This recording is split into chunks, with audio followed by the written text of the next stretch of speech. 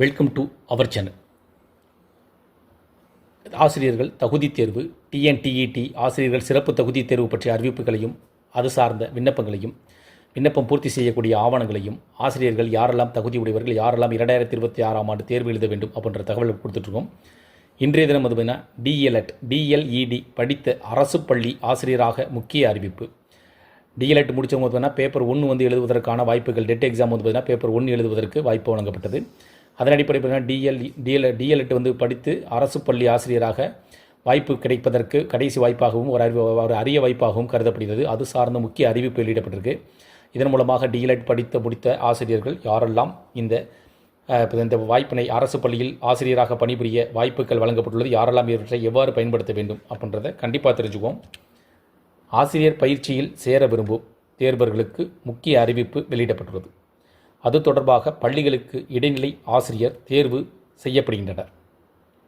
இந்த பதவிக்கு அரசு அங்கீகாரம் பெற்ற ஆசிரியர் பயிற்சி நிறுவனம், மாவட்ட ஆசிரியர் கல்வி மற்றும் பயிற்சி நிறுவனத்தில் தொடக்க கல்விக்கான ஆசிரியர் பயிற்சி பட்டய படிப்பு டிஇஎல்இடி டிஎல்எட் முடித்திருக்க வேண்டும். இந்த ஆண்டிற்கான பட்டய தேர்வு மே மற்றும் ஜூன் மாதங்களில் நடைபெற உள்ள நிலையில் தனி தேர்வர்களிடமிருந்து விண்ணப்பங்கள் பெறப்படுகின்றன. இந்த தேர்வில் பங்கேற்க விரும்புவோர் மார்ச் 26 முதல் அரசு தேர்வுத்துறையின் அதிகாரப்பூர்வ இணையதளம் வழியாக விண்ணப்ப படிவத்தை பதிவிறக்கம் செய்து கொள்ளலாம். விண்ணப்பத்தை சரியாக பூர்த்தி செய்த பிறகு தேவையான சான்றிதழ்களின் நகல்களுடன் இணைக்க வேண்டும்.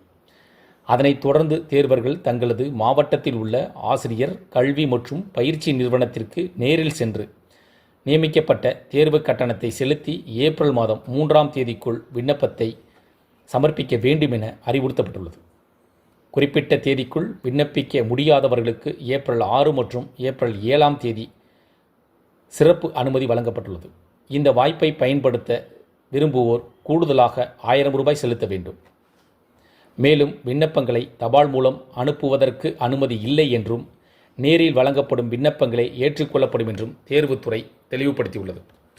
இதன் மூலமாக தேர்வுத்துறை சம்பந்தமாக இடைநிலை ஆசிரியர்களாக, தற்காலிக ஆசிரியர்களாக பணிபுரிபவர்களுக்கு, அதாவது டிஎல்எட் முடித்தவர்கள் அரசு பள்ளியில் தற்காலிக ஆசிரியர்களாக பணிபுரிபவர்களுக்கு சில வகையான வழிமுறைகளும், அவற்றை விண்ணப்பங்களை பதிவிறக்கம் செய்யக்கூடிய வகையில் விண்ணப்பத்தை பதிவேற்றம் செய்வதற்கும் நேரில் சமர்ப்பிக்க வேண்டும். அதாவது விண்ணப்ப படிவத்தை ஆன்லைனில் பதிவிறக்கம் செய்து அதன் பின்னர் நேரில் சென்று அவற்றை வழங்கும் வகையில் இந்த வாய்ப்பு வழங்கப்பட்டதாக கூறப்படுகிறது. இந்த வாய்ப்பினை பயன்படுத்தி டிஎல்எட் முடித்தவர்கள் அரசு பள்ளியில் ஆசிரியராக தற்காலிக ஆசிரியர்களாக பணிபுரிய வாய்ப்பினை பயன்படுத்தி கொள்ள வேண்டும். இந்த தகவல் உங்களுக்கு பயனுள்ளதாக இருந்துச்சுன்னா இந்த வீடியோக்கு ஒரு லைக் பண்ணுங்கள். மீண்டும் இதேபோல் ஒரு பயனுள்ள தகவலில் சந்திக்கலாம். நன்றி.